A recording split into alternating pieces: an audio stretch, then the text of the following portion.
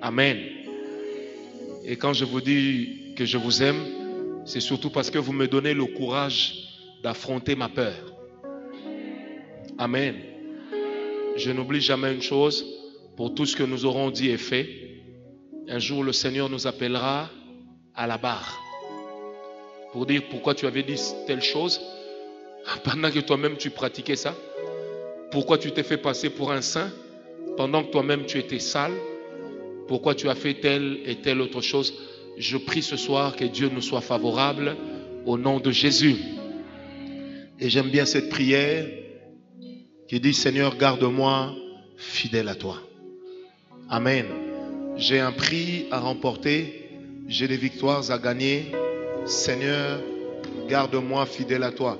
L'apôtre Paul déclare: je n'aimerais pas, après avoir prêché l'évangile aux autres, qu'à la fin je sois moi-même écarté. On n'est pas un champion pendant la marche. Baisse un peu le son. On n'est pas un champion pendant la marche, mais on est un champion qu'à la fin. C'est pourquoi la Bible dit: seuls ceux qui tiendront jusqu'au bout, jusqu'à la fin, seront sauvés. Amen. Seuls ceux qui tiendront jusqu'à la fin seront sauvés. Et moi, je suis de ceux qui croient qu'on peut perdre le salut. C'est pourquoi il faut tenir jusqu'au bout pour hériter du royaume des cieux. Amen. Comme je vous l'ai dit, je me conduis et je conduis les cultes selon que l'Esprit me le met à cœur. Nous allons prendre ce soir les 12 conséquences spirituelles. Les 12 conséquences spirituelles de l'adultère et de l'impudicité. Les 12 conséquences spirituelles de l'adultère et de l'impudicité.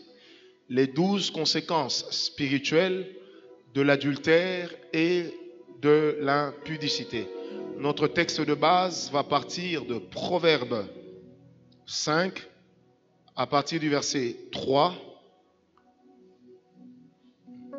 Proverbes 5, à partir du verset 3 jusqu'au verset 9. Et ensuite,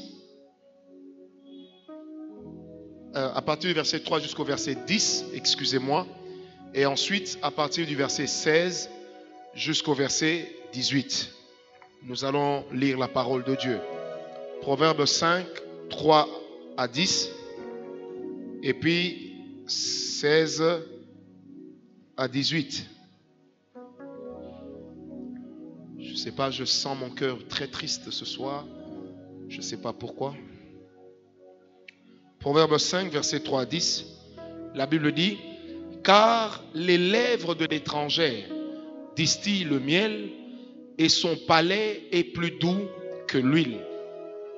Mais à la fin, elle est amère comme l'absinthe, aiguë comme un glaive à deux tranchants. Verset 5. Si la Bible est à vous, il faut le souligner. Ses pieds descendent vers la mort. Ses pas atteignent le séjour des morts. Soulignez tout le verset 5. Ses pieds descendent vers la mort. Ses pas atteignent le séjour des morts. Afin de ne pas considérer le chemin de la vie, elle est errante dans ses voies et elle ne sait où elle va. Soulignez errante. Soulignez avec moi errante, comme je le fais. Errante. Elle est errante dans ses voies et elle ne sait où elle va. Et maintenant, mes fils, écoutez-moi et ne vous écartez pas des paroles de ma bouche. Éloigne-toi du chemin qui conduit chez elle et ne t'approche pas de la porte de sa maison. Versets 9 et 10, si la Bible est à vous, soulignez. La Bible dit ceci: de peur que tu ne livres ta vigueur à d'autres et tes années à un homme cruel. De peur que des étrangers ne se rassasient de ton bien et du produit de ton travail dans la maison d'autrui. Je reprends versets 9 et 10, vous allez comprendre plus tard pourquoi. De peur que tu ne livres ta vigueur à d'autres et tes années à un homme cruel. De peur que des étrangers ne se rassasient de ton bien et du produit de ton travail. Versets 16 à 18. Tes sources doivent-elles se répandre au dehors? Tes ruisseaux doivent-ils couler sur les places publiques? Soulignez également le verset 16. Quand je lis, l'Esprit me fait comprendre beaucoup de choses. Tes sources doivent-elles se répandre au dehors? Tes ruisseaux doivent-ils couler sur les places publiques? Qu'ils soient pour toi seul et non pour des étrangers avec toi. Que ta source soit bénie. Fais la joie de la femme de ta jeunesse. Acclamons la parole du Seigneur.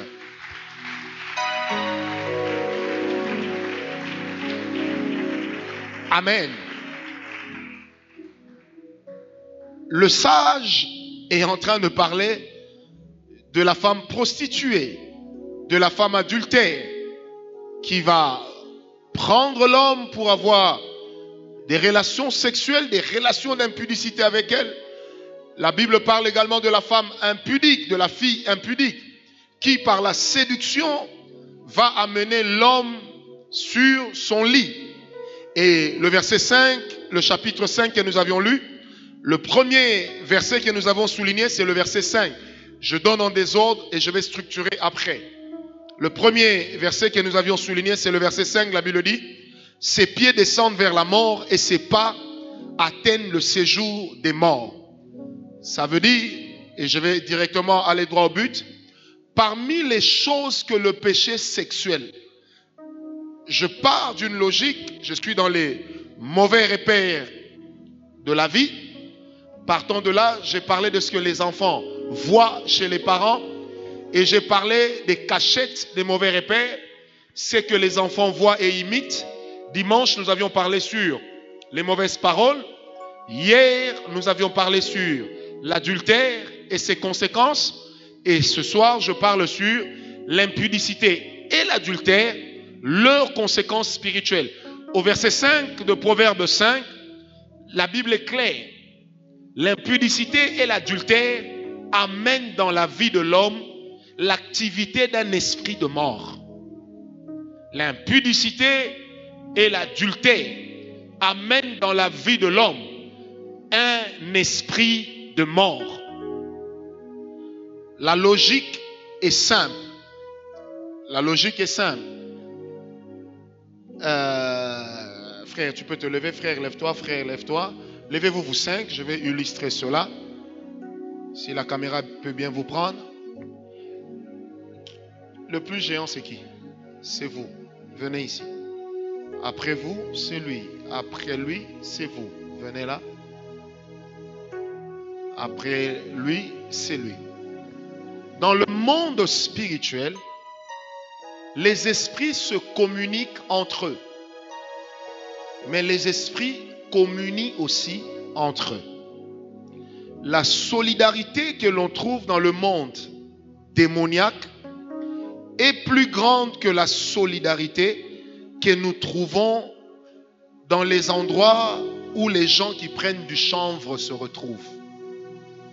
Les gens qui prennent la cigarette n'ont pas autant de solidarité que les démons.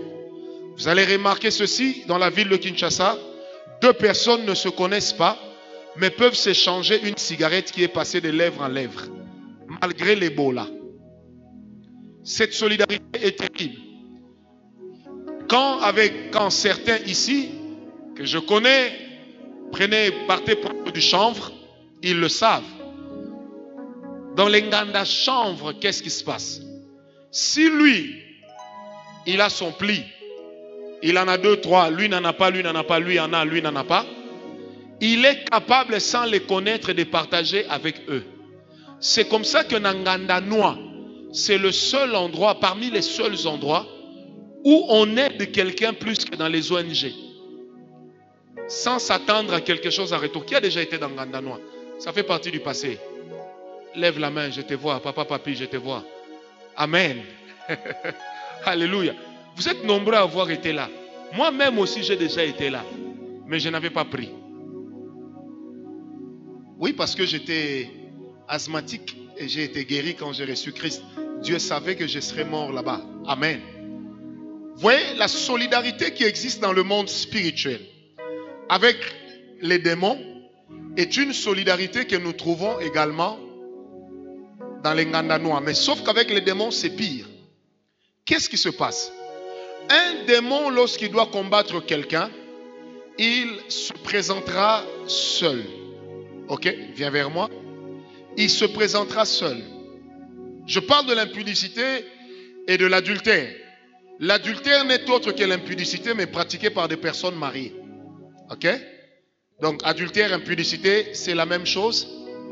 Dans les conséquences, c'est pareil, sauf que l'adultère a 2 ou 3 conséquences de plus que l'impudicité. Alors, quand l'esprit d'impudicité ou d'adultère vient habiter dans la vie d'une personne, la solidarité passe derrière moi. La solidarité fait que lui, entré, qu'est-ce qu'il fait? Il jauge le terrain. Et quand il voit que le terrain lui est propice, il crée des envies tellement exagérées qu'il peut attirer l'esprit de masturbation. Passe derrière. Il peut attirer l'esprit de masturbation. Et quand l'esprit de masturbation est là, tu es un adultère, tu te masturbes, les envies deviennent tellement fortes que tu commences à aimer même tes propres enfants. Que tu commences à tomber amoureux de tes propres filles. Parce que l'esprit d'impudicité, qu'est-ce qu'il fait? Il ouvre tes yeux sur toute personne de sexe contraire. Et maintenant, la masturbation peut lui entraîner l'inceste. Et quand l'inceste s'installe, que va faire l'inceste? Lui, il va aussi attirer un autre esprit. Il peut maintenant attirer la débauche. Ça veut dire que tu deviens comme un chien. Tu tires sur tout ce qui bouge sans tenir compte de son identité. Amen. Et la débauche coûte cher. Tu es obligé de commencer à voler, à escroquer. Et là, l'esprit d'escroquerie fait quoi? Entre. Amen. C'est la même personne. Il se retrouve avec 5 catégories de démons. Amen. Maintenant, quand il se retrouve avec 5 catégories de démons, le démon principal que Jésus a appelé l'homme fort, le géant, c'est celui qui a donné la permission aux autres. Maintenant, dans la délivrance, si je dis esprit impur, sort, celui qui est au fond, c'est le plus petit. Qu'est-ce qu'il fait? Il sort. Parce que lui n'a pas une histoire avec moi. Mais lui, par contre, a une histoire avec moi. Amen. Et comme les démons sont appelés des esprits malins, avancez, descendez, mais restez toujours derrière moi, alignés. Comme les démons sont appelés des esprits malins, qu'est-ce qu'ils font? Lui a attiré, et chaque esprit a attiré l'activité d'un autre. Mais ça ne s'arrête pas là. Est-ce qu'on me comprend? Lui qui est l'esprit d'adultère, il vient, vous étiez encore l'esprit de quoi? D'impudicité. De masturbation, parce que l'impudicité et l'adultère sont inclus ici. Lui, il vient comme un esprit de masturbation. Maintenant, quand la masturbation vient, au-delà de cette chaîne, il a des esprits dont les activités lui permettent de bien travailler. Vous comprenez? Il y a des esprits dont l'activité vont permettre, par exemple, à cet esprit de bien travailler. Viens, Josué. Maintenant, la masturbation, quand il vient, après avoir attiré les autres, pour asseoir ses pieds, pour avoir des fondements beaucoup plus grands, qu'est-ce qu'il va faire? Il peut attirer un esprit de mari de nuit. L'esprit de mari de nuit est là. Et quand l'esprit de mari de nuit s'installe, lui aussi, il vient avec ses principes. Il attire la masturbation, mari de nuit. Mari de nuit, célibat. Ok? Alors, vous étiez l'esprit de? L'esprit d'inceste. Quand l'inceste s'installe, venez Olivier, il attire avec lui la malédiction. Maintenant, la malédiction, quand elle s'installe, elle va maintenant installer dans la vie de l'homme la pauvreté. Ce sont des esprits collés. Elle va attirer la pauvreté, des blocages, des limitations. Amen. Des blocages, des limitations. On fait tout pour que tu ne sois pas agréable. Et vous étiez l'esprit de? Maintenant, quand la débauche vient, qu'est-ce qu'elle peut faire? Venez ma soeur. Elle peut maintenant attirer. La débauche peut attirer. La débauche, la prostitution, c'est le même esprit. Amen. La débauche va attirer l'esprit d'errance. Quelqu'un qui erre, ça et là. Amen. Au verset 6 de Proverbe 5, on parle de la femme errante. Quand Dieu a posé la question à Satan dans Job 1, d'où viens-tu? Satan a dit, je viens d'errer ça et là. Ça veut dire qu'il n'a pas de position fixe. Il n'a pas de royaume sur lequel il règne. Il passe de maison en maison, de royaume en royaume pour installer sa force. Alors l'esprit d'errance s'installe. Mais là nous avons la prostitution. Maintenant qu'est-ce qui se passe? La suite logique d'un prostitué, d'une prostituée qui va de partenaire en partenaire, même en se protégeant, à un certain moment, il perdra son réflexe. Et qu'est-ce qui va se passer? Venez ma soeur, viendra la mort. Amen. Maintenant, quand l'esprit de mort s'installe, venez ici. J'ai besoin de quelqu'un, venez ma soeur. Quand l'esprit de mort s'installe, ici c'est un esprit d'errance.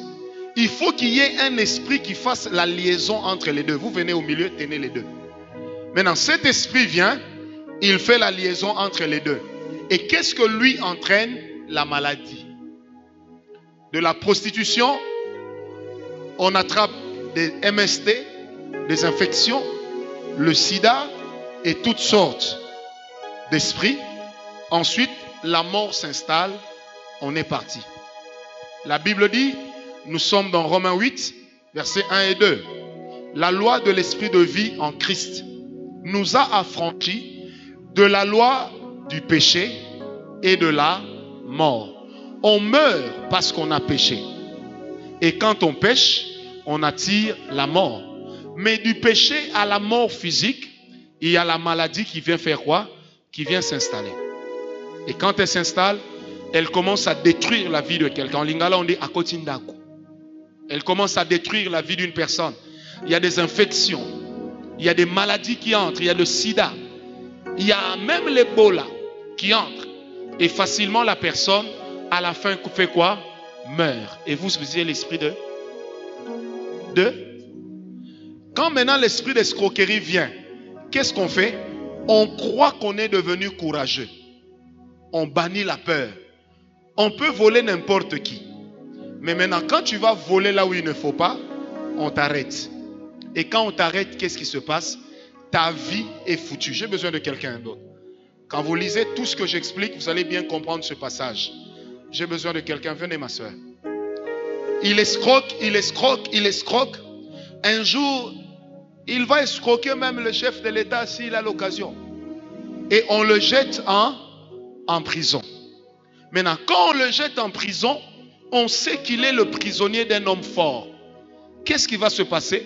La Bible dit dans Proverbe 5, il sera maintenant à la merci d'un homme cruel, qui va le taper en prison, qui va le transformer en homosexuel en prison.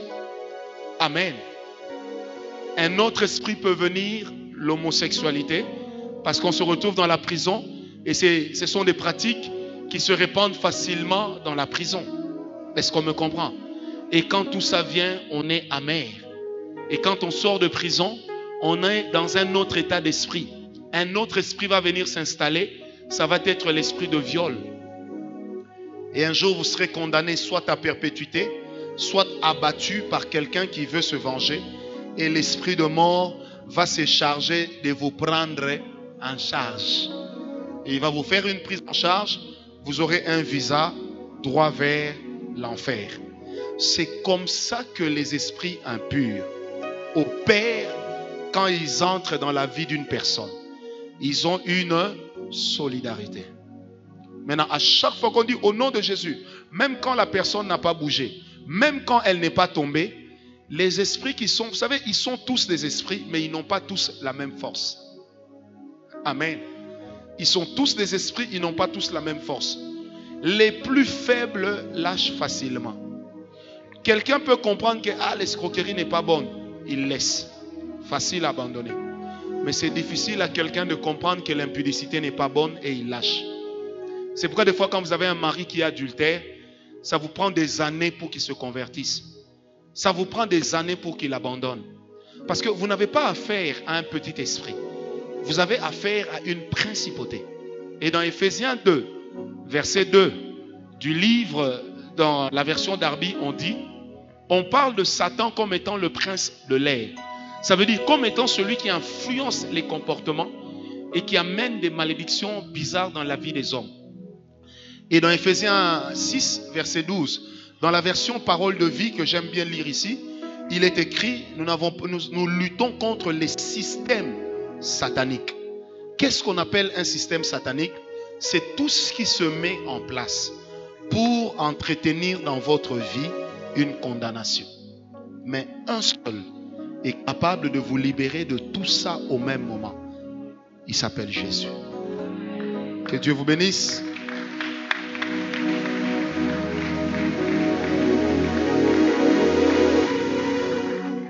Alors, que peut entraîner un esprit d'impudicité ou un esprit d'adultère? Premièrement, ça peut entraîner une condamnation éternelle. La Bible dit, dehors les impudiques, dehors les adultères. Donc Dieu mettra dehors les impudiques. Il mettra dehors les adultères. Est-ce que quelqu'un m'a donné un amen très bien? Il mettra dehors les impudiques. Il mettra dehors les adultères. Et là, c'est une condamnation éternelle. Ça veut dire qu'on ira où? En enfer. Et cela est écrit dans Apocalypse 21, qui est le tout dernier chapitre de la Bible. Dehors les chiens, les hypocrites, les voleurs, les impudiques et même les adultères, Dieu les mettra dehors. Et ça sera la mort éternelle. Deuxième chose, deuxième conséquence spirituelle de l'activité d'un esprit de mari de nuit, d'un esprit d'une pratique d'impudicité et d'adultère, c'est la mort physique. J'ai expliqué, amen. C'est la mort physique parce que vous pourrez attraper des maladies. Or, la mort physique est d'abord ou peut constituer l'activité d'un esprit de mort. Donc la conséquence spirituelle de l'impudicité et de l'adultère, c'est un esprit de mort. Ceux qui écrivent entre parenthèses sous toutes ses formes. Même si je parle de l'aspect spirituel, je ne peux pas ignorer l'aspect social. Quand l'esprit de mort s'installe en quelqu'un, l'esprit de mort va même commencer à tuer tes affaires. Va même commencer à atteindre ton succès dans le ministère. Va même commencer à atteindre ce que tu fais dans le ministère. Attention, l'esprit de mort est méchant. Et quand on parle de la mort, dans la Bible, il y a deux types de mort. Il y a deux types d'esprits de mort. Le premier esprit de mort, c'est un démon. Le premier esprit de mort, c'est un démon. Ça veut dire une mort qui est causée par l'activité d'un démon. Amen. Le deuxième type de mort dont on parle, c'est l'ange de la mort, qui lui n'est pas un démon, mais il est un esprit envoyé par Dieu pour châtier. Mais leurs conséquences sont pareilles, c'est la mort. Amen. Confère Exode 12 et Exode 13. Et également le jour où David a procédé au dénombrement du peuple d'Israël, la Bible dit la fureur de l'Éternel s'enflamma contre David. Il libéra un esprit de mort, un ange de mort qui passa en Israël et qui donna la mort à des milliers de personnes en un jour. Et David dit, Seigneur, si c'est moi qui ai péché contre toi, pourquoi donc tu châties le peuple? La Bible dit, l'Éternel entendit la repentance de David et il ordonna à cet ange de se retirer. Amen. L'ange de la mort existe. On ne peut pas lui résister ni le combattre. Il vient de Dieu. Mais l'esprit de mort, on lui résiste, on le combat, on le chasse parce qu'on l'a vaincu au nom de Jésus. Est-ce que quelqu'un m'a compris? Quatrième conséquence déjà? Quatrième conséquence de l'esprit. Troisième conséquence de l'activité d'impudicité et d'adultère. Troisième conséquence, c'est le mariage de nuit. L'impudicité et l'adultère entraînera dans ta vie une activité de mari de nuit. La Bible dit, de peur que tu ne vendes ta vigueur à un autre. De peur que tu ne vendes ta vigueur, je l'ai dit hier, il y a des gens qui se sont retrouvés avec des mariages de nuit, des maris de nuit ou des femmes de nuit, seulement à partir de l'impudicité, seulement à partir de l'inceste, de l'adultère. J'expliquerai quelque chose après. Amen. Quatrième conséquence de l'impudicité et de l'adultère, c'est cette pratique peut entraîner la présence d'un esprit de stérilité et de célibat. D'un esprit de stérilité et même d'un esprit de célibat. Vous devenez infect au mariage. Personne ne veut de vous. Votre histoire est connue. Personne ne veut s'afficher avec vous. Votre histoire circule dans le quartier. Personne ne veut faire de vous son partenaire de vie. Et les Quinois vont sortir l'adage pour dire les ziba. Et koufela mboa moupayande amelaka. En français, pour ceux qui nous suivent à l'étranger, ça veut tout simplement dire la marée dans laquelle est mort un chien, il n'y a que l'étranger qui vient s'abreuver de son nom. Est-ce que quelqu'un m'a compris? Mari de nuit, célibat. Il y a plusieurs mamans aujourd'hui, plusieurs filles qui disent, si je savais, je me serais conduit droitement. Qui voudra d'une femme avec qui tout le monde est allé? J'ai déjà vu des mariages où l'homme soupçonne tout le monde. Quand sa femme dit bonjour à quelqu'un, il pose la question à la femme. Lui aussi. Lui aussi. Palmarès plein. Palmarès plein. Est-ce que quelqu'un est avec moi? Personne ne veut de cette femme. Une activité d'un esprit de célibat est entrée. Quantième conséquence? Cinquième conséquence. Cinquième conséquence. On perd la protection divine. Une perte de la protection divine parce que l'infidélité est en violation des lois de Dieu. C'est Dieu qui a dit dans Exode 20, verset 14, tu ne commettras point d'adultère. L'impudicité est en violation des lois et des principes de Dieu. Or, à chaque fois que vous violez les lois de Dieu, Dieu ne peut pas vous protéger au-delà des lois que lui-même a sorties. Le temps de la grâce n'annule pas les lois de Dieu. Est-ce qu'on m'a compris? Amen. On perd la protection divine. Tu vas remarquer que des maladies que tu ne pouvais pas avoir, tu vas commencer à avoir cela. Des choses que tu n'avais pas avant, tu vas commencer à les manifester. Pourquoi? Parce que l'impudicité et l'adultère fait perdre à la personne humaine la protection divine. La protection divine fonctionne avec des principes.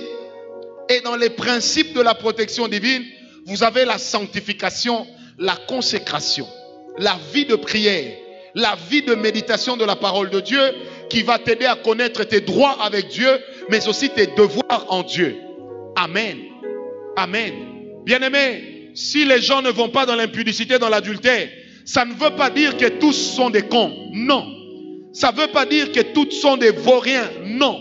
Mais ça veut tout simplement dire, nous connaissons les conséquences de ces choses. Sixième conséquence, c'est ça, spirituelle.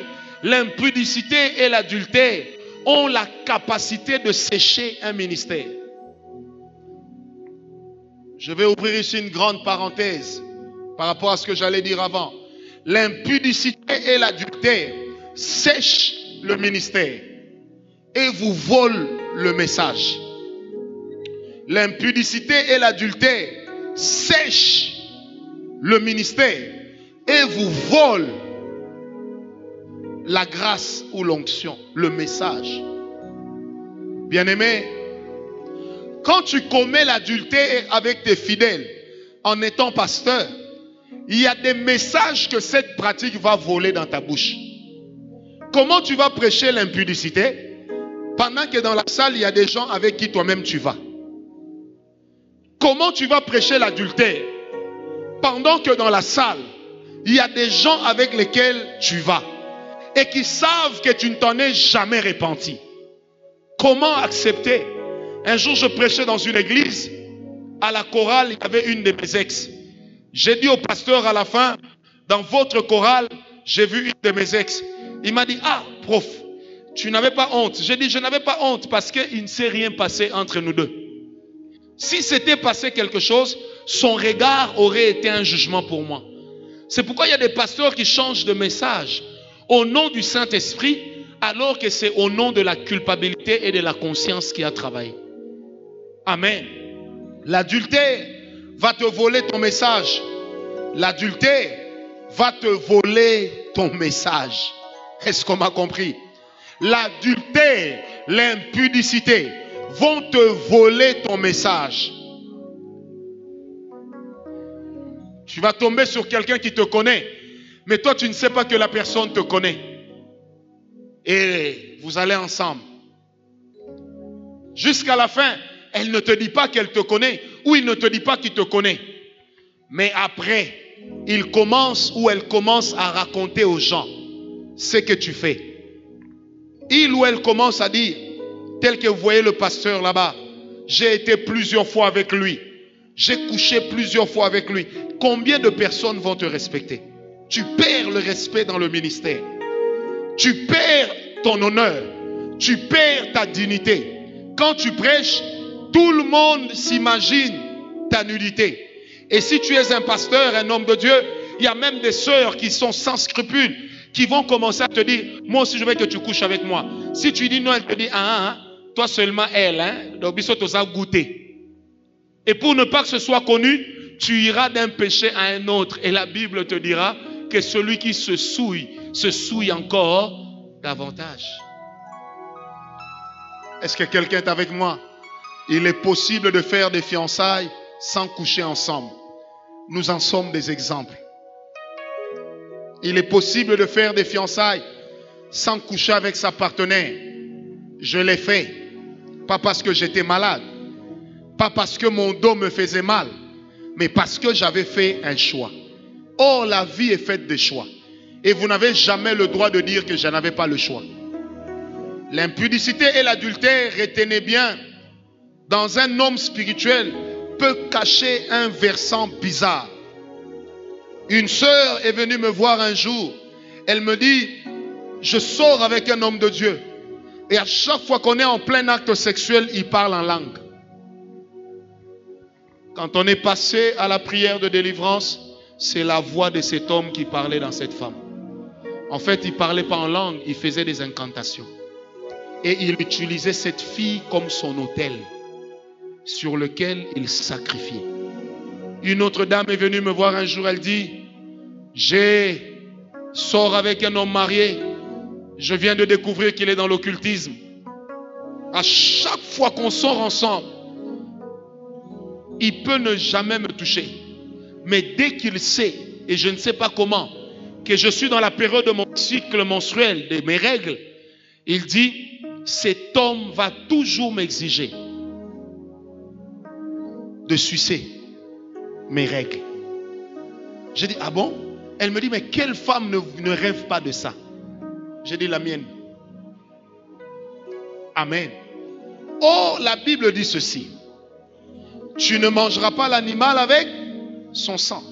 Car la vie de l'animal se trouve dans le sang. La Bible dit également, tu ne tueras pas ton prochain. La vie se trouve dans le sang. Parmi les lois auxquelles nous croyons jusqu'à aujourd'hui, nous ne mangeons pas ce qui est saignant. Parce que le sang est interdit à la consommation. Le sang, c'est la vie. Un homme qui prend ton sang, un homme qui veut aller avec toi sur le lit, que pendant la période de tes règles, je répète, il faut me regarder dans les yeux, un homme qui va avec toi pendant la période de tes règles est un occultiste. même dans le contexte du mariage, les lois ne changent pas. Le sang reste le sang. Du reste, en médecine, on dit les règles d'une femme, ces pertes sanguines, sont en réalité des déchets que son corps est en train de rejeter. Comment toi, un homme qui est sain, tu peux aller en contact avec des déchets? Tant qu'à faire, quand tu vas te marier, ou plutôt que d'aller à la lune de miel, aller à la poubelle. Et à Kinshasa, il y a beaucoup de poubelles parce que tu es un homme de déchets. Est-ce que quelqu'un m'a compris? Attention mes amis, derrière l'impudicité et l'adultère, quelquefois même dans les mariages, il y a des autels spirituels qu'on élève. Il y a des personnes que l'on consacre. Un jour, on a prié pour une fille ici. Elle sortait avec un grand politicien connu. Quand elle est venue, l'Esprit de Dieu nous a dit qu'elle a un esprit de paralysie. Elle a confirmé parce qu'elle avait des douleurs atroces au dos. Quand on a prié pour elle, l'Esprit de Dieu va nous dire, à chaque fois qu'elle va avec cet homme, excusez-moi de le dire, cet homme éjacule sur le dos de la fille. Et elle pensait que c'est le romantisme, étant donné qu'elle a vu ça dans un film pornographique. Alors qu'en réalité, cet homme était en train de sacrifier son dos. Elle est passée à la délivrance, à l'église Parole de Foi pendant 1 semaine. Elle venait, elle partait 1 semaine. Et l'homme disait, je lui ai donné mon argent. Elle s'est donnée à moi. Je l'ai prise. Elle m'appartient. Mais cette fille n'était même pas de sa famille. Et cet homme est un homme marié. Quelqu'un me comprend? Sacrifié aux idoles. Et cet homme était toujours en poste. Sacrifié aux idoles. On a sacrifié cette fille. Rappelez-vous que dans Lévitique 18, verset 25, l'une des pratiques favorites du monde de Canaan, Canaan qui signifie également terre de péché, l'une des pratiques de Canaan, c'était les sacrifices que l'on offrait à Moloch. Qui était Moloch? Moloch était un dieu consommateur de sang. C'est à lui qu'on offrait les enfants qu'on avortait. C'est un esprit qui consomme le sang. Une autre chose, et là j'aimerais le dire à notre honte, que nous observons de plus en plus dans le monde des chrétiens spirituels et de certains qui prétendent prophétiser. Et ça, c'est une pratique de laquelle j'entends parler depuis plus de 10 ans. Un jeune homme est venu me voir une fois, il me dit, prophète, on m'a dit que pour avoir des prophéties avec précision, il faudrait que chaque fois que j'ai un culte, avant d'aller au culte, que je couche avec une femme vierge. Celui qui t'a dit ça est un agent du Satan. Donne-moi la main.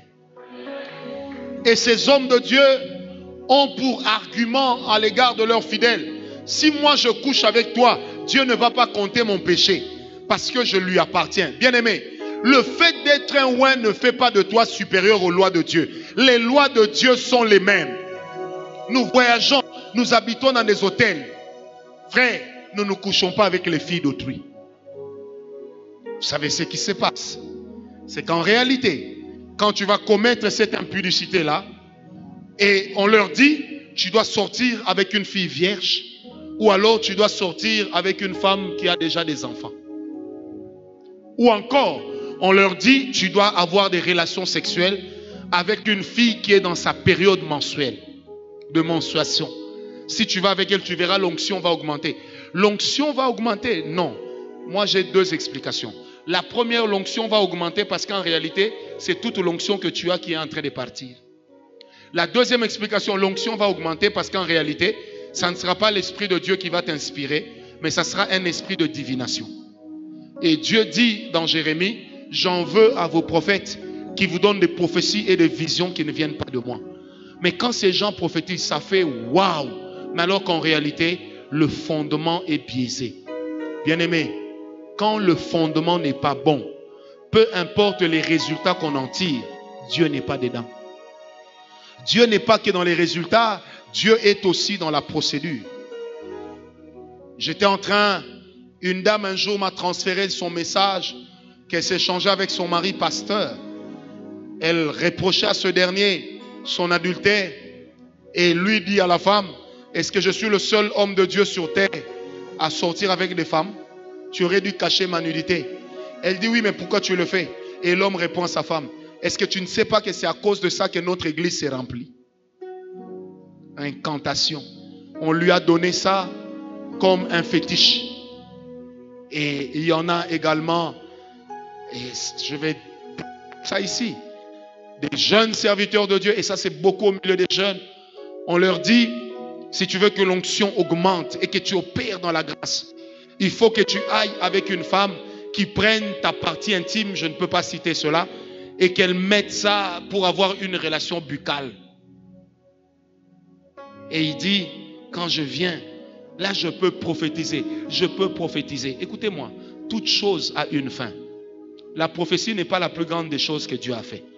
La plus grande des choses que Dieu a fait s'appelle l'amour. La loi de Dieu ne fonctionne que là où il y a l'amour. Qu'on ne vous trompe pas. Un péché reste un péché. Et si tu amènes le feu étranger, le feu étranger finira par chasser le feu de Dieu. Dans 1 Samuel 2, la Bible dit, les fils du sacrificateur Élie, Ophni et Phinehas avaient amené, introduit dans le temple de Dieu, le feu étranger. Ils couchaient avec les filles dans le temple. Toujours dans 1 Samuel 2, la Bible dit, l'Esprit de l'Éternel parla. Et au verset 30, la Bible dit, j'honore ceux qui m'honorent, je déshonore ceux qui me déshonorent.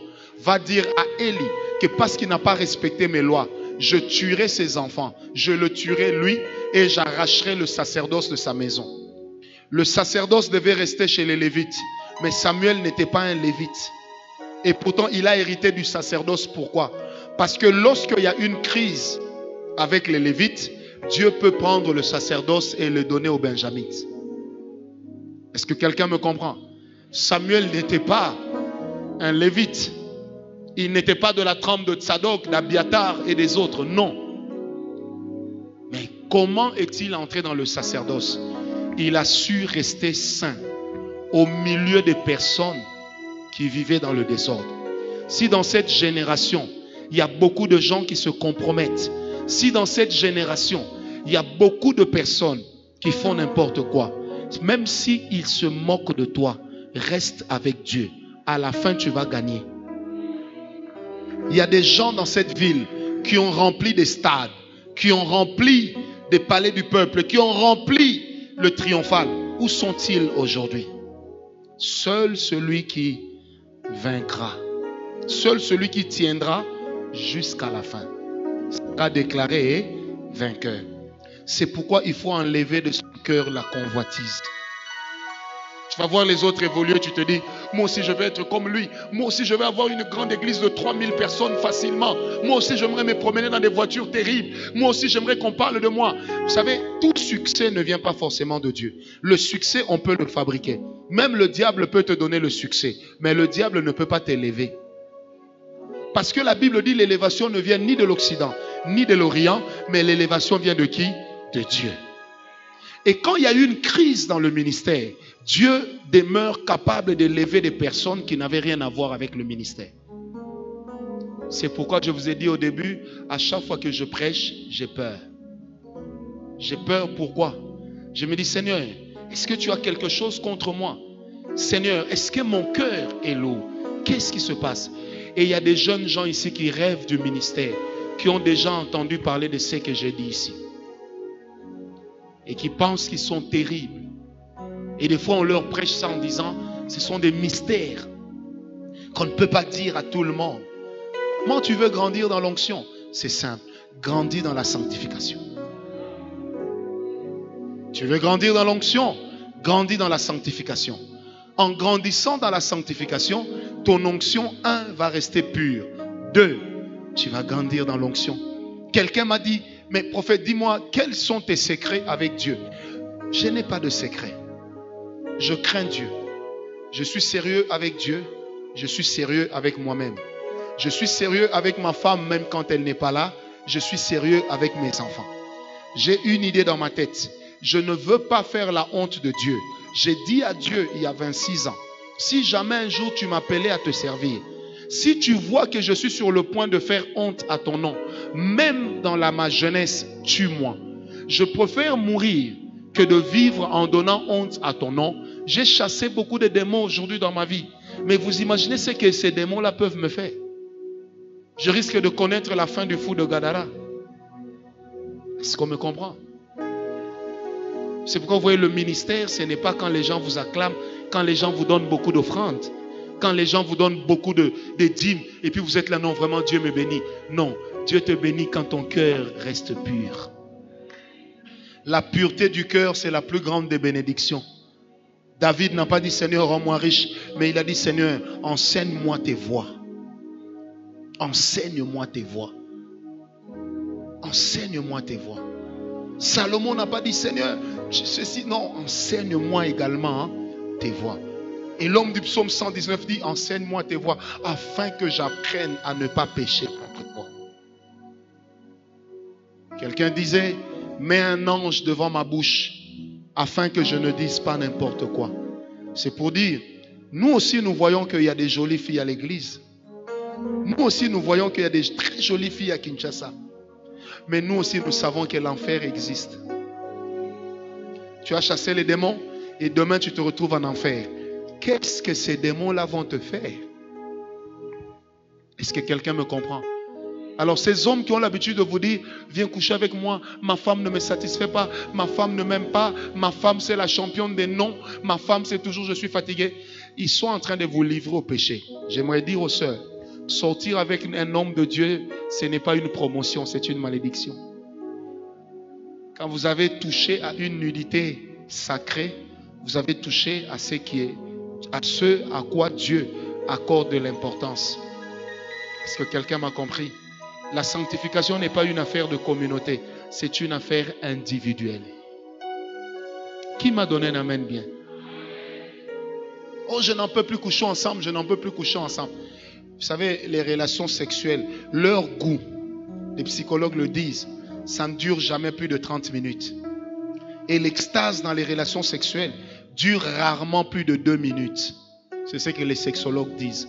Maintenant, tu vas perdre l'éternité pour 2 minutes de plaisir.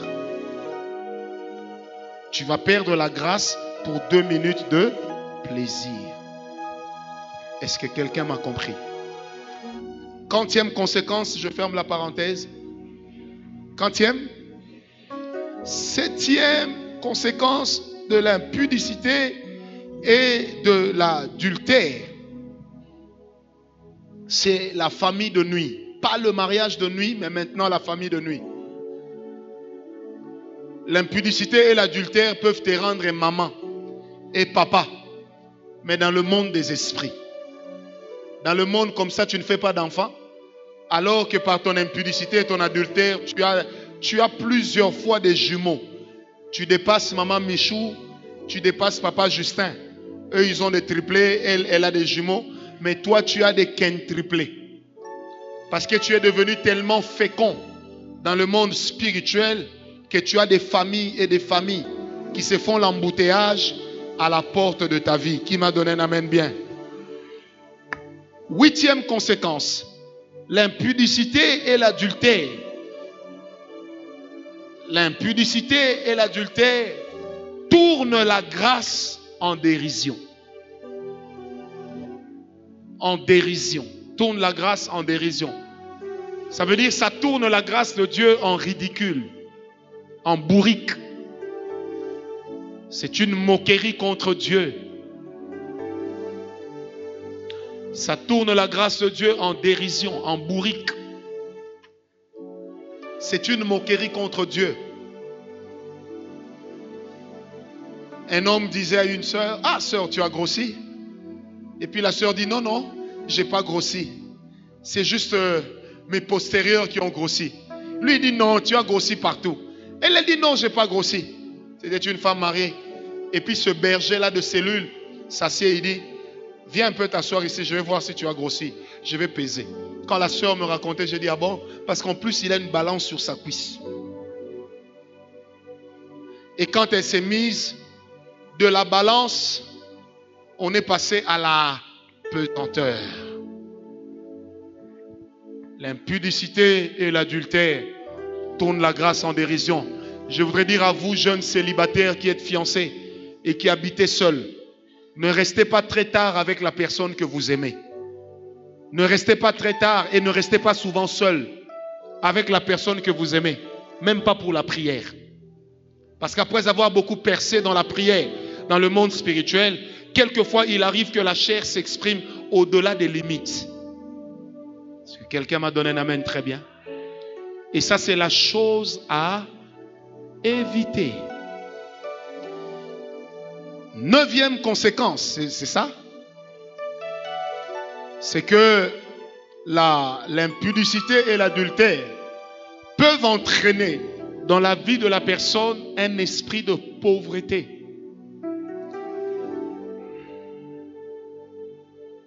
Je sens dans mon cœur, vous savez, Dieu pleure pour cette génération où le sexe est devenu facile.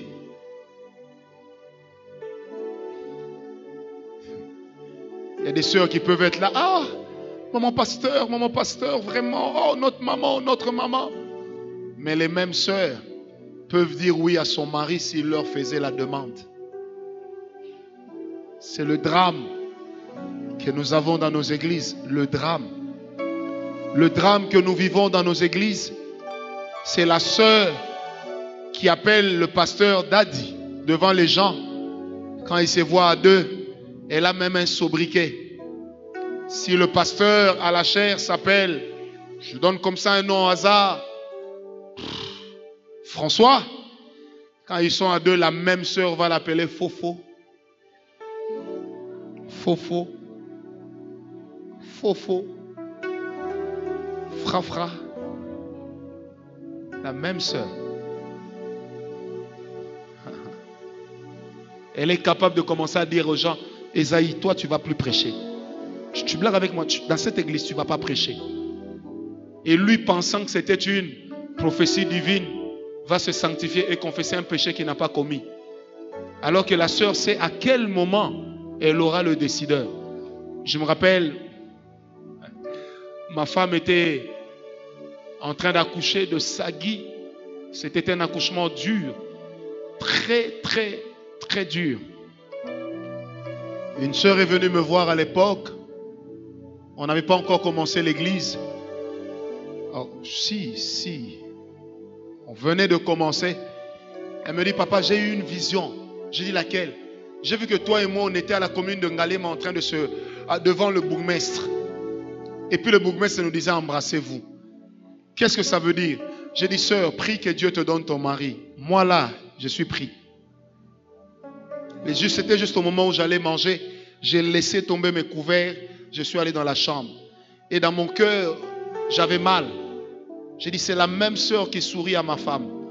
C'est la même sœur qui parle à ma femme avec gentillesse.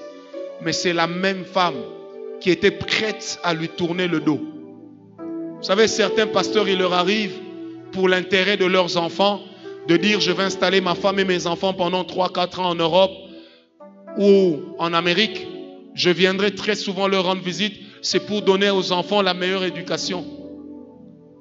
Mais vous savez, après, que font les sœurs? Oh, je peux venir laver tes habits. Écoutez, si jamais un jour ça doit m'arriver, j'ai 2 machines à laver. Ne vous dérangez pas. Amen. Ne vous dérangez pas. Je me rappelle une fois ma femme en voyage où ici, une sœur me dit, prophète, tu as l'air triste. Je dis oui, je ne sais pas pourquoi. Elle me dit, tu sais, moi je peux te rendre n'importe quel service. Et je ne comprenais pas. Je dis, comment? Elle me dit, toi tu es notre père. N'importe quel service, je peux te rendre. J'ai dit, lequel? Tu n'as même pas l'argent. Quel service tu vas me rendre? Tu n'as pas de voiture. Toi-même tu es à pied. Elle me dit, non, je peux même te soulager un peu. Hein? Ah! Alors je lui dis, me soulager, moi, tu es une cuve. J'ai des toilettes chez moi à la maison. Ça me suffit. Et si quelqu'un m'a compris, ne soyez pas choqués. Qui est choqué? L'impudicité que tu commets là ne te choque pas. Mais c'est quand on parle ici que ça te choque. Tu es aventuré. Donne-moi un amen bien. Frère, abstenez-vous de l'impudicité même pendant les fiançailles. Honorez Dieu dans vos fiançailles et dans votre mariage, Dieu vous bénira. Brûlez, brûlez, brûlez, brûlez. Mais vous n'êtes pas un morceau de tissu. Le feu du désir sexuel n'a jamais tué quelqu'un. 40e, 10e conséquence, c'est que l'impudicité et l'adultère nous amènent à développer un esprit de débauche et de prostitution. Ces prostituées que nous voyons dans la rue, ça a commencé par un jour. Ça a commencé par une fois. Pourquoi tu fais la prostitution? Non, parce que mon père m'a trahi. Maman, même si c'est ton père qui t'a trahi, c'est pourquoi tu fais l'impudicité. Tu iras quand même en enfer. La prostitution n'est pas bonne. Et dans les vérités bibliques, la prostitution est une forme de culte. La prostitution est une forme de culte rendue à un mauvais Dieu. C'est pourquoi la Bible a pris l'habitude de comparer la prostitution sexuelle à la prostitution religieuse. La Bible va même jusqu'à les comparer, les taxant d'être pareils. Vous savez, dans l'église, tout le monde est sœur, tout le monde est frère.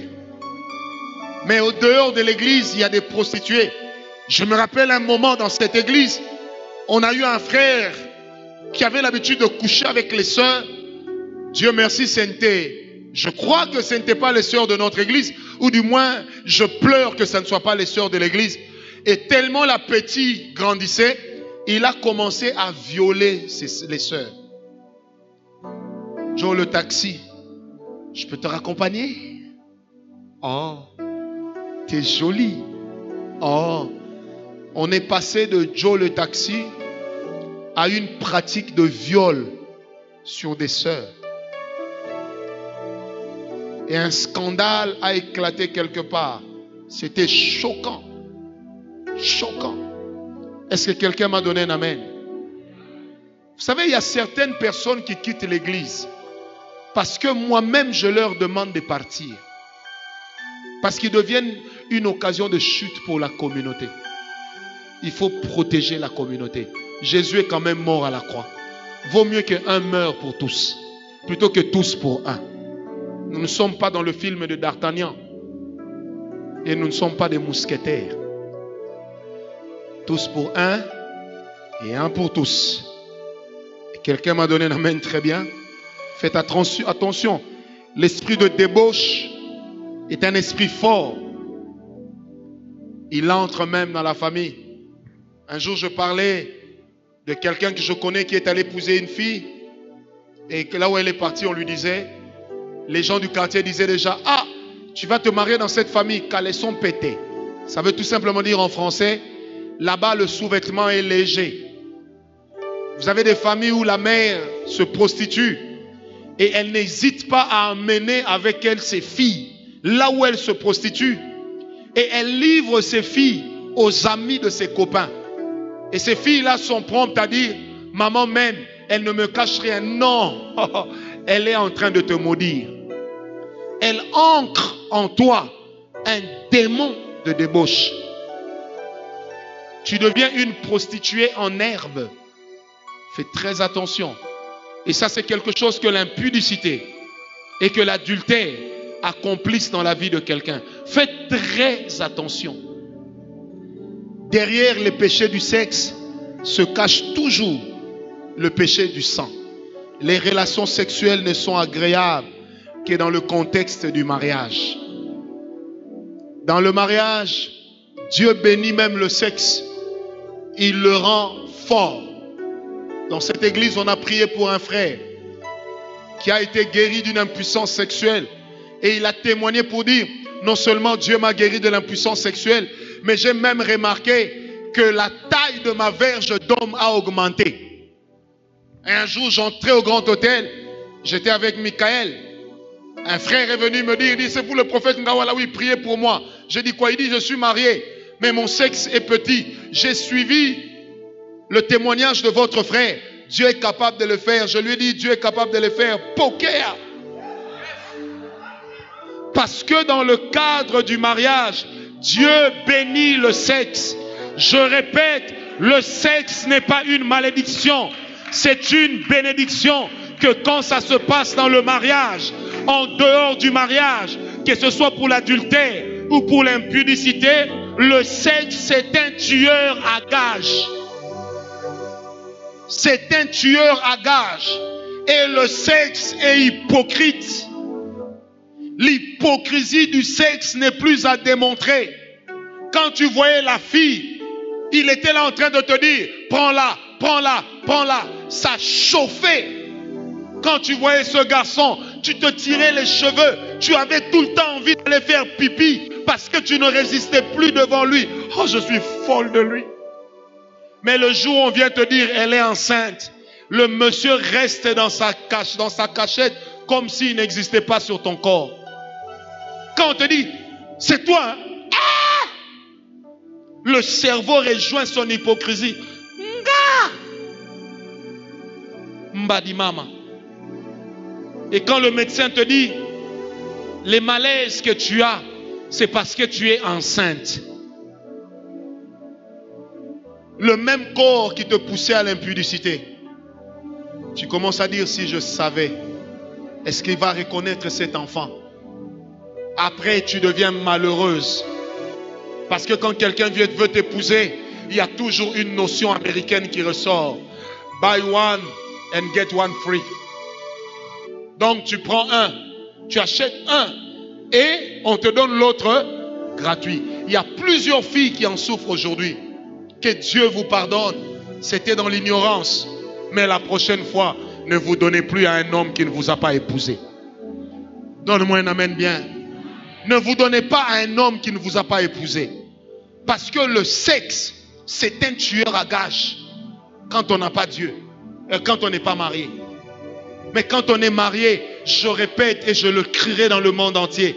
Marié, le sexe est une bénédiction. Bénédiction. Dieu bénit le sexe. Il bénit les relations sexuelles. Que quand c'est dans le cadre du mariage. Et les relations sexuelles en dehors du mariage, c'est sale. D'abord, vous vous cachez. Vous ne voulez pas que les gens voient ou vous remarquent. Jolie fille comme ça, tu parles français comme la petite sœur de Voltaire, mais on couche avec toi dans une maison inachevée. Tu exiges qu'on t'achète des cabellos, mais tu vas les salir dans un chantier. On ne te respecte même pas. Et quand on veut te respecter un peu, où est-ce qu'on t'amène? À Flamengo. Là où pour entrer, on fait comme ça. Tu es de grande taille, mais le lit a cette taille. Après les relations sexuelles, l'un doit se lever et tirer l'autre. Et puis tu es là aussi. Sale. Dites avec moi sale. Dites-le bien, sale. Oh, j'aime ce que je dis. J'aime ce que je dis. J'assume ce que je dis. Sale. Tu vas voir une jolie sœur comme ça, elle sort de la brousse. Nous, on va en brousse pour prier. Elle va en brousse pour le sexe. Et puis elle sort aussi. Nana Matiti. Et elle vient à l'église, elle marche comme la petite sœur de Tintin. Eh frère, ne blague pas avec moi, tu n'es pas de mon niveau. Quel niveau? La brousse là, sale.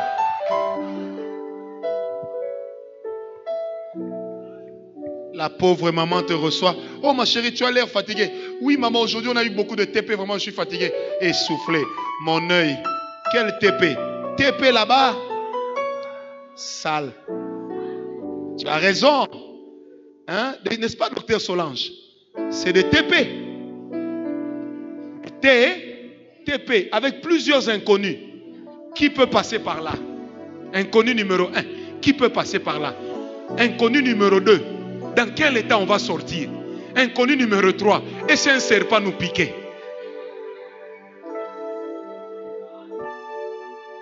Inconnu numéro 4. Et si la pluie tombait sans prévenir. Puis quand tu viens à l'église, un bon frère te fait aussi la cour. Tu as aussi le toupet de dire, moi j'aime pas ça. Moi dans notre famille. Quelle famille? Famille des oiseaux là-bas? Famille où vous faites comme des animaux là-bas? Sale. Et toi aussi tu viens ici, belle chemise toujours. Je suis bien habillé, je suis bien habillé. Alors que là-bas tu fais le maçon. En train de chercher des fausses équerres.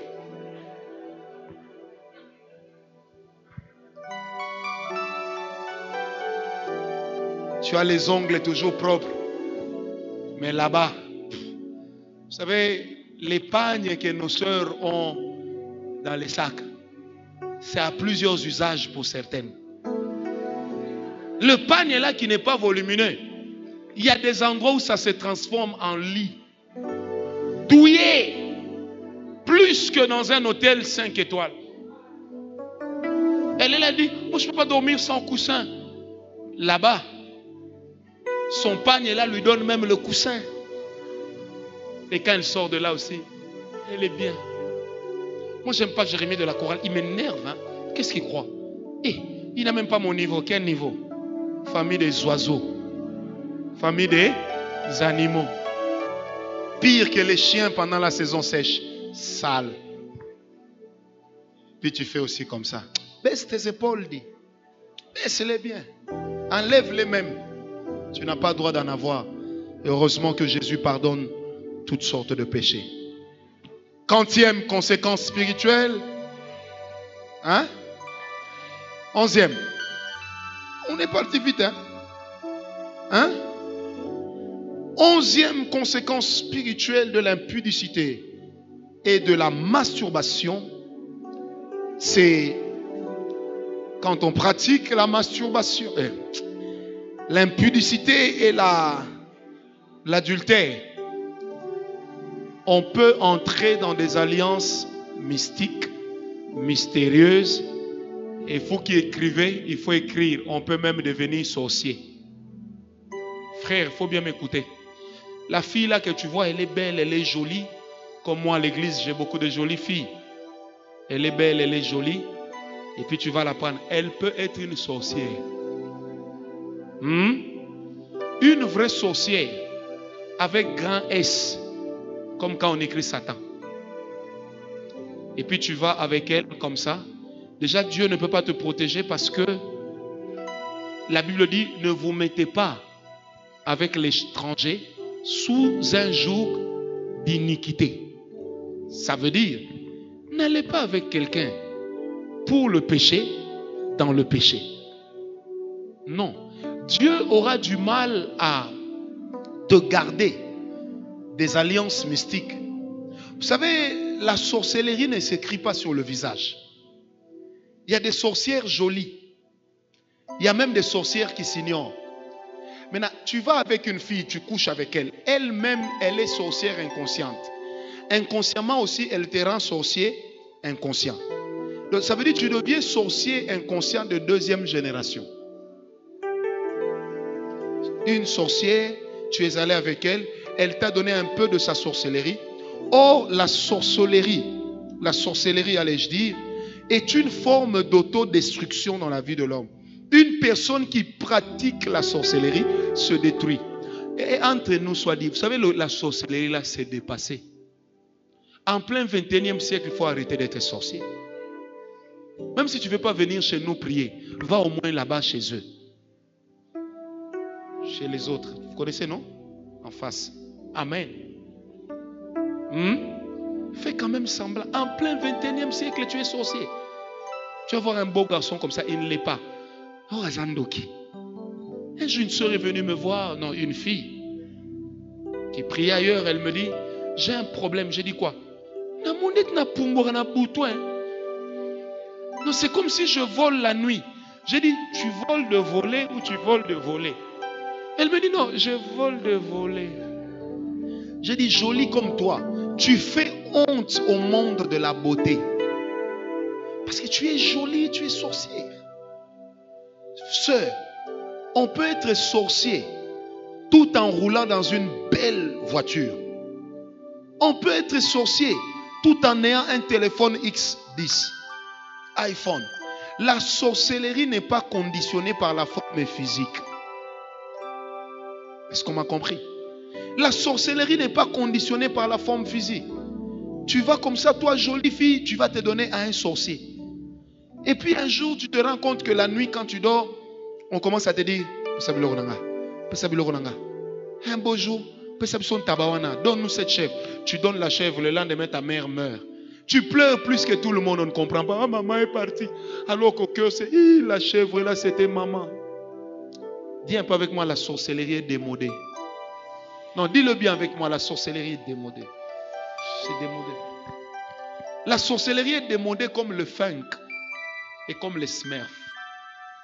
C'est démodé. La sorcellerie est démodée. Comment tu peux continuer à demeurer sorcier quand les gens commencent à se convertir? Il y a aujourd'hui des filles de 12 ans, de 15 ans qui deviennent des sœurs.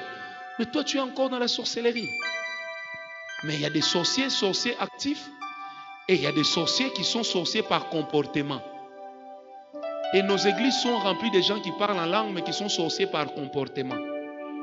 Ils ne volent pas la nuit. Ils ne mangent rien. Mais quand ils tombent, quand ils se livrent à la calomnie, c'est comme s'il en avait reçu un doctorat. Donc, il peut te critiquer avec minutie. Il va ressortir la problématique de ta personnalité. Et va commencer à propager ça partout. C'est la sorcellerie. C'est comme ça qu'il y a des gens qui ne peuvent pas évoluer parce qu'ils s'auto-envoûtent.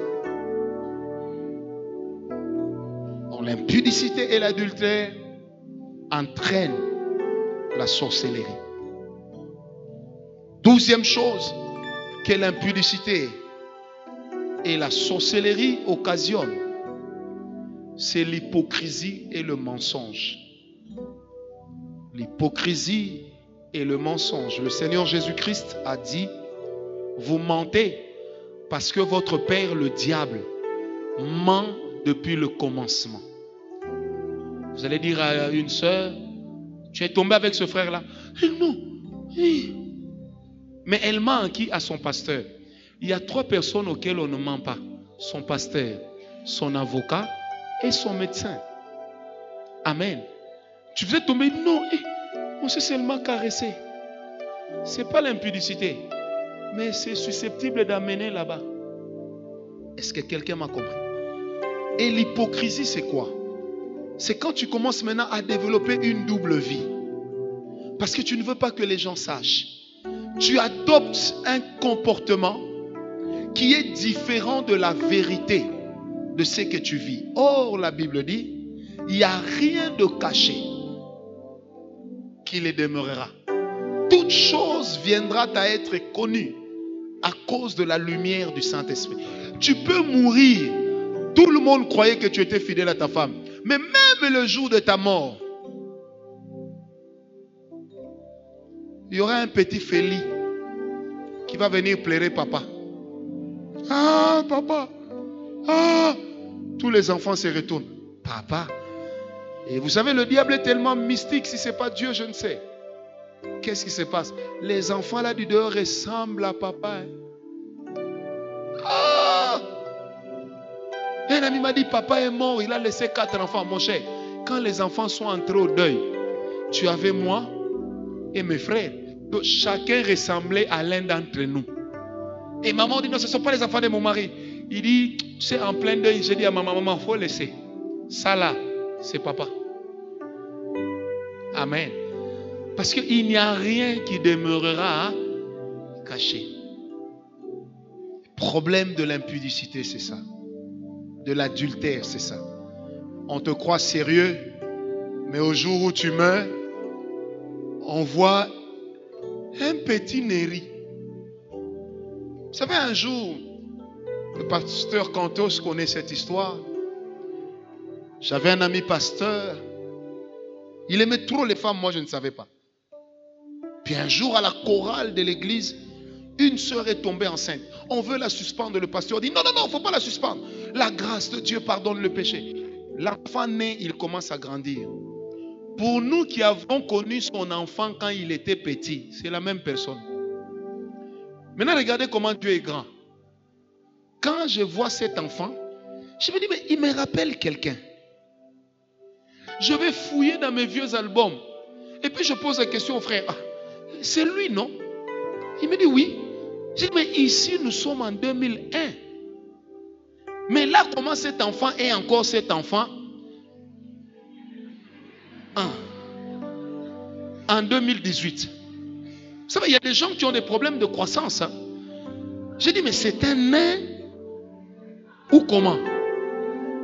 Dans mon cœur, j'ai dit, ah, fouille dit maman. Et je le faisais vraiment avec un cœur sincère. Vérité cachée, cachée, cachée, cachée. Donc un autre petit, ton fils apparaît. Maintenant, à l'église, tout le monde a remarqué que cet enfant-là ressemble au pasteur, aux enfants du pasteur. Mais qui va dire? Et vous savez, la conséquence, c'est quoi? C'est qu'à cette église, les gens tombent dans l'impudicité comme on joue aux cartes. Ils tombent dans l'impudicité. Quand tu dis, frère, arrête. Une grande église. Quand arrête. Il dit, oh, je suis le premier à faire ça. Et ensuite, vous n'avez pas vu l'enfant de la sœur là? Donc on ne dit pas que c'est l'enfant du pasteur. Pour ne pas froisser l'onction de l'homme de Dieu, au sujet duquel il a été dit, ne touchez pas à mes oins. Mais un oin qui ne respecte pas les principes de l'onction, c'est un voyou. Il ne faut pas faire je ne te demande pas de ne pas faire des enfants dehors, non. Je te demande le jour où tu seras marié, arrête-toi une femme.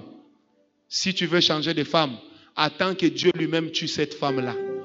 Encore, il faut que Dieu puisse coopérer. C'est les femmes dont on attend la mort.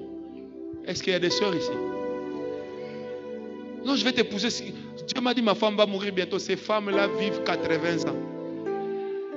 En attendant leur mort, c'est un peu comme si on est en train de proroger leur passeport de vie. Attention, Dieu n'est pas bête. Qui m'a dit un amen? On va prier, mais avant de prier, on va d'abord donner les offrandes. Après, on va prier. On va d'abord donner nos offrandes à Dieu. Ensuite, nous allons prier. Je n'ai pas assez d'argent, je ne peux pas donner ça à Dieu. Donnez des bonnes offrandes à Dieu. Si vous avez vos dîmes, mettez dans le même panier.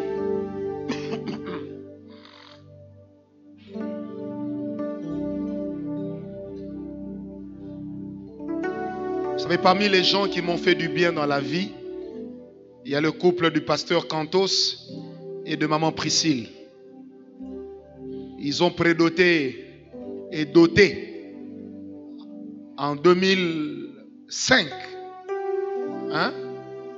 Ils se sont mariés en 2008, le 8 septembre, à 19h42, quand ils ont échangé leurs vœux. Mais ils ne se sont pas connus. Pourtant, ils étaient déjà dotés. Le frère avait déjà doté la sœur. Moi, j'étais là. En 2005. Ils ne se sont pas connus. Ils ne se sont pas connus. Je me rappelle quand ils ont eu des problèmes pour concevoir au début de leur mariage. Le mari est venu me voir, il m'a dit, prof, dis à Dieu, ça ne va pas. Je dis, pourquoi? Il me dit, j'ai fait plus de 10 ans avec Priscille. Jamais je ne l'ai connue. Dis à Dieu, rien qu'à cause de ça, qu'il nous donne un enfant. Et à un moment, il y a eu une histoire douloureuse.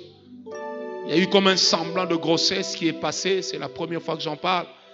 Ils étaient à Lausanne, on m'a appelé, on m'a dit ça ne va pas. Quand je suis arrivé, c'était la première fois que je vois Cantos pleurer et me dire, mais pourquoi Dieu m'a fait ça? Pourquoi Dieu m'a fait ça? Et j'aimais bien ça. Il dit, j'ai été fidèle pendant mes fiançailles. Fidèle pendant mes fiançailles. L'année qui a suivi, Dieu leur a donné leur enfant. Parce que Dieu est fidèle. Amen. Si je vous parle d'eux, dont je connais l'histoire, c'est parce que dans cette génération, il y a encore des gens qui demeurent fidèles à Dieu, qui vivent leur fiançailles sans se connaître. Quand elle allait voir celui qui est son mari aujourd'hui, il habitait dans l'annexe au-dessus, seul. Donc, ils avaient le temps de commettre l'impudicité, de se reposer et de sortir même en milieu de la nuit. Personne n'aurait su, mais ils ne l'ont pas fait. Ils ne l'ont pas fait. Dieu sait honorer la fidélité des hommes disciplinés. Est-ce que quelqu'un me donne la main? Dieu sait honorer. Des fois, il y a des gens qui disent, mais pourquoi Dieu permet que je vive ce que je vis maintenant? Oui, mais comment tu as marché? Combien de grossesses vous n'avez pas enlevées dans les fiançailles? Et aujourd'hui, ça t'étonne qu'il aille vers d'autres femmes. Mais ça ne devrait pas t'étonner. Combien de grossesses vous n'avez pas jetées? Nous, on sait que vous n'avez pas d'enfants. Oh, à la maternité de Maya Kalamou, 6 enfants partis. Et quand tu dors la nuit, il y a des enfants qui t'appellent. L'un t'appelle Maman Armande, l'autre t'appelle Ndino. Mais les mêmes enfants. Oh, nous savons que tu n'as pas d'enfants. Et nous te prenons pour une sœur sérieuse. Tu peux mentir aux hommes, mais tu ne mentiras jamais à Dieu. Jamais à Dieu. Il est possible de se marier. Il est possible de faire des fiançailles sans tomber dans l'impudicité. Ce n'est pas impossible. Cela est possible. Il est possible de garder sa virginité jusqu'au jour où l'homme va découvrir le voile de ton visage. Il est possible. Toutes ces choses sont possibles, bien-aimés. On ne paye, on ne sème que ce qu'on a récolté. Que Dieu nous garde d'avoir la mentalité des païens, mais à l'église. Que Dieu nous garde d'avoir des excuses des païens, mais à l'église. Quelqu'un m'a donné un amen très bien. Quand nous grandissions avec Dieu, jeunes, frère, on parlait de tout entre nous, mais on ne parlait pas du sexe. Quand je sortais avec Nana, Cantos avec Priscille, on passait des journées entières ensemble, en train de manger, de rigoler, de faire des jeux. Mais on respectait une limite. Je ne pouvais pas dire à la sœur, montre-moi ton sein, parce que je vais t'épouser demain. Non, frère, sœur, ton sein n'est pas un bouton turning pour chercher RFI. Non. Et si nous ne l'avons pas fait, frère, à cette époque-là, je n'avais aucune autorité d'un pasteur sur moi. Donc je n'avais pas peur que ce soit connu ou pas connu. Je n'en avais pas peur. Frère, dans ma vie, j'ai perdu des fiançailles parce que j'ai refusé l'impudicité. Quand on vivait avec le frère Papi à la cité Pumbu, il est là, il peut dire, les jolies filles venaient. Un jour, j'ai dit, oh, mais j'ai plus de babouches. Le lendemain, j'avais 9 paires de babouches. De toutes sortes. De tout prix. Des fois, quand on sait que lui, il est parti au travail, je reste seul. Et je sortais tard de ma chambre. Quand tu sors comme ça, tu vois une sœur déjà en train de faire le salon. Je me rappelle un jour, je sors, je vois une sœur en train de dire à la bonne, tu peux partir aujourd'hui, moi je vais préparer. J'ai fait comme Michael. Je suis entré dans la chambre, je suis sorti à 18h quand j'ai entendu la voix du frère Papi. Parce que ce jour-là, je sentais que mon jour n'était pas bon. Parce que quand seulement j'ai vu la sœur, j'ai senti un grrr. J'ai dit non. Jésus a dit, il faut fuir. Fuis l'impudicité. On ne se protège pas de l'impudicité par autre chose. Fuis. Fuis. Coucher ensemble n'est pas un signe d'amour. C'est pas parce que vous couchez ensemble que vous vous aimez. Non. Enfant de Dieu, est-ce que tu m'écoutes? Ma femme n'est pas là, je ne tiens pas. Mais tu n'avais qu'à ne pas la faire voyager. Ça ne va pas. Mais pars, rattrape-la. Est-ce que quelqu'un m'a donné un amen? Et n'oubliez pas, 13e conséquence spirituelle, c'est que l'impudicité et l'adultère surtout l'adultère, et rien que l'adultère, lui, il amène dans la vie le divorce, le déshonneur. Le divorce, le déshonneur. Le divorce, le déshonneur. On a promis à une femme, je te serai fidèle jusqu'à ce que la mort nous sépare. Après, la mort ne vous a pas séparés, mais une autre personne qui s'appelle aussi mort est venue se placer entre vous deux. À qui tu as dit, quand je te vois, vraiment, je ne peux pas te résister. Tu es plus belle que ma femme, tu es trop jolie. Oh frère, ça c'est le diable. Mais je connais un Dieu au ciel qui a dit que si tu confesses tes péchés, il est juste et bon pour te les pardonner. Pour te les pardonner. Amen. Amen. Je disais Amen. Je disais Amen. L'adultère attire la honte. La honte. On commence à expliquer à tout le monde des bêtises. Non, je ne veux plus de ma femme parce qu'elle m'a trompé. Pendant qu'on sait que c'est toi qui as trompé. On commence à créer des astuces. Elle est sortie avec son prof de chimie. Que Dieu nous garde. Que Dieu nous garde. Je disais que Dieu nous garde. Même si l'âge avance, reste célibataire. Ne te donne pas impudiquement à un homme. Tôt ou tard, Dieu va t'honorer. Tôt ou tard, Dieu va t'honorer.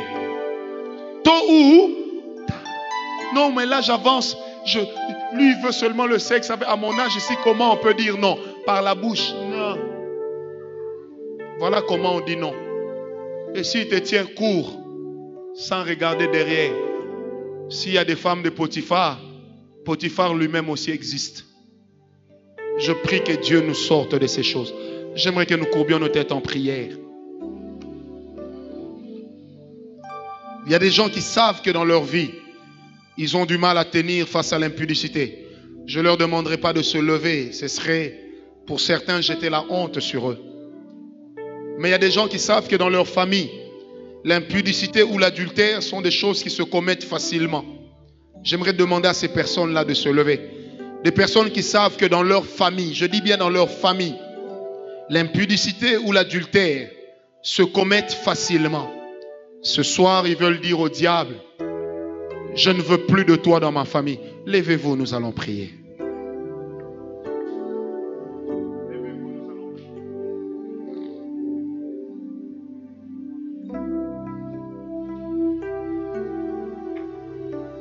Je vous attends, levez-vous, nous allons prier. Maman Priscille, tu peux venir? Levez-vous, nous allons prier. Le Seigneur m'a dit que tu devais conduire ces gens, ces personnes dans la prière. Tu as 5 minutes. Conduis-les dans la prière et ensuite je viendrai prier pour eux. Soyez sensibles à ce que Dieu va faire. Toi qui es resté assis, j'aimerais que tu pries pour ceux qui sont debout. Que tu réclames la grâce de Dieu pour eux, sous la direction de Maman Priscille.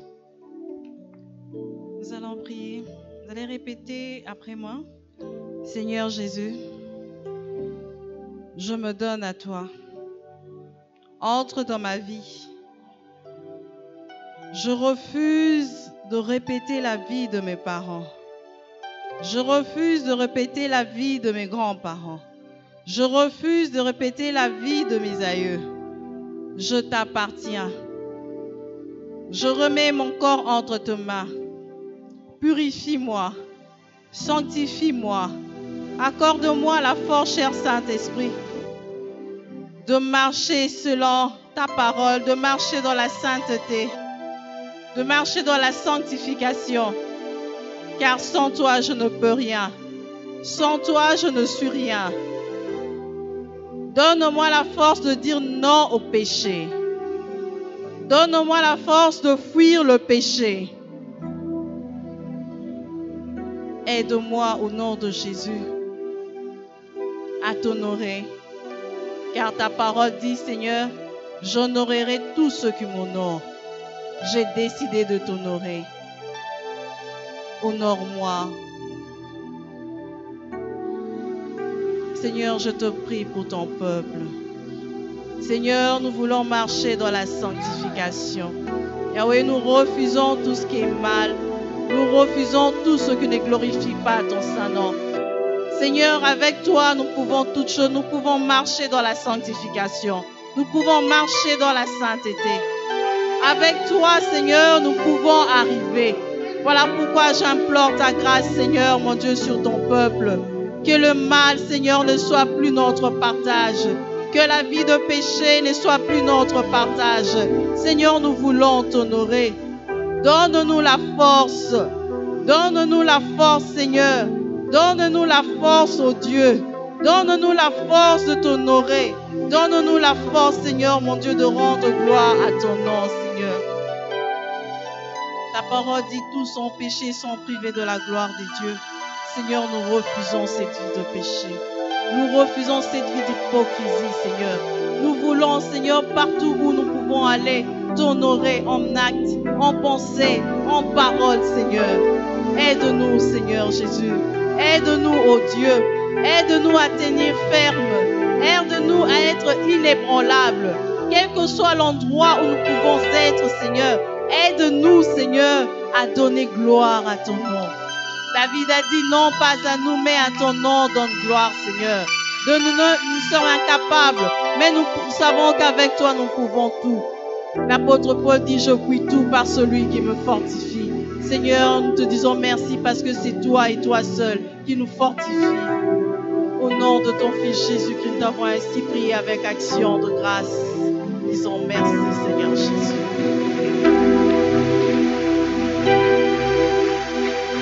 Alléluia, merci Jésus. Est-ce que nous pouvons acclamer très fort, de sorte que le diable soit dans la honte? Que le diable soit dans la honte. Que nos vies reviennent à Jésus. Que nos vies reviennent à Jésus.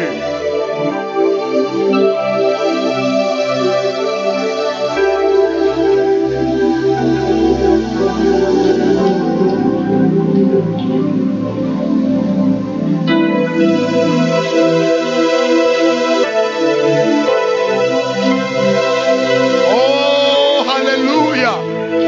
Que nos vies reviennent à Jésus. Que notre marche élève Jésus. Que nos souvenirs élèvent Jésus. Que notre futur élève Jésus. Que tout ce que nous sommes confesse Jésus. Jésus. Jésus. Jésus. Jésus. Jésus.